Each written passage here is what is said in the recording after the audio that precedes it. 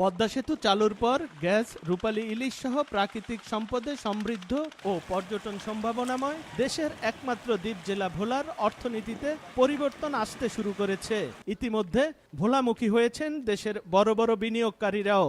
আর একের পর এক গ্যাস ক্ষেত্রের সন্ধানে আশা জাগাচ্ছে ভাগ্য পরিবর্তনের। কিন্তু বিভাগীয় নগরী বরিশালের সঙ্গে সরাসরি সড়ক যোগাযোগ না থাকায় কাঙ্ক্ষিত সুফলে বিলম্ব হচ্ছে। তাই দ্রুত সেতু নির্মাণের দাবি জনপ্রতিনিধির। বাংলাদেশের অর্থনীতির ক্ষেত্রে একটা মাইল ফলক সৃষ্টি হবে, কারণ ভোলার যে গ্যাস, এই গ্যাস শুধু ভোলার মানুষের জন্যই নয়, পাশাপাশি এই গ্যাস দিয়ে আমাদের দক্ষিণাঞ্চলের 21টি জেলার উন্নতিকল্পে এই গ্যাস ব্যবহার করা যাবে। তবে ভোলা বরিশাল সেতু নির্মাণ নিয়ে 2020 সালের সমীক্ষার পর কাজ বন্ধ থাকায় যে অনিশ্চয়তা দেখা দিয়েছিল তা কাটতে শুরু করেছে। গত 22 জুন পুনরায় প্রস্তাবিত ভোলা বরিশাল সেতু প্রকল্প সরেজমিনে পরিদর্শন করে ভূমি অধিগ্রহণ ও পুনর্বাসনের বিষয়ে এলাকাবাসী ও স্থানীয় প্রশাসনের সাথে মত বিনিময় করেছে সেতু বিভাগ ও পরামর্শক প্রতিষ্ঠান।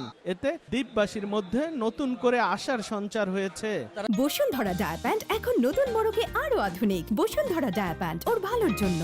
শ্রমিককে কাজে লাগিয়ে ভোলা বরিশাল সেতুটি নির্মাণ করা হয়, তাহলে আমরা পুরোপুরি এই পদ্মা ব্রিজে লাভবান হতে পারবো। অনেক সুবিধা হবে, আমরা দ্রুত চলে আসতে পারবো, আর আমাদের আর কোনো দুর্ভোগ থাকবে না। দ্রুত আমরা ভোলায় আসতে পারবো, আবার দ্রুত মন চালে আবার দ্রুত বের হতে পারবো। 2024 সালের জুন মাসের মধ্যে সম্ভাব্যতা যাচাই এর কাজ শেষে নির্মাণ কাজ শুরুর আশা সেতু কর্তৃপক্ষের। ফিজিবিলিটি স্টাডি শেষ করেছি, সেটাকে আবার রিভিউ করার জন্য আমাদের পিএম অফিস থেকে নির্দেশনা দিয়েছে।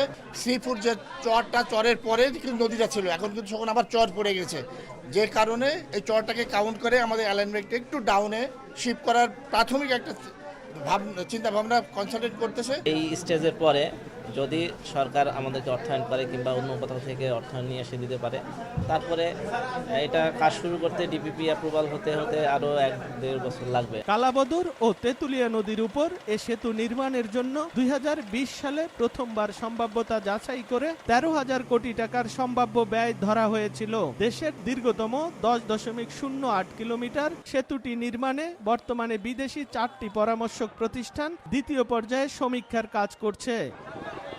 নাসির উদ্দিন লিটন, সময় সংবাদ, ভোলা।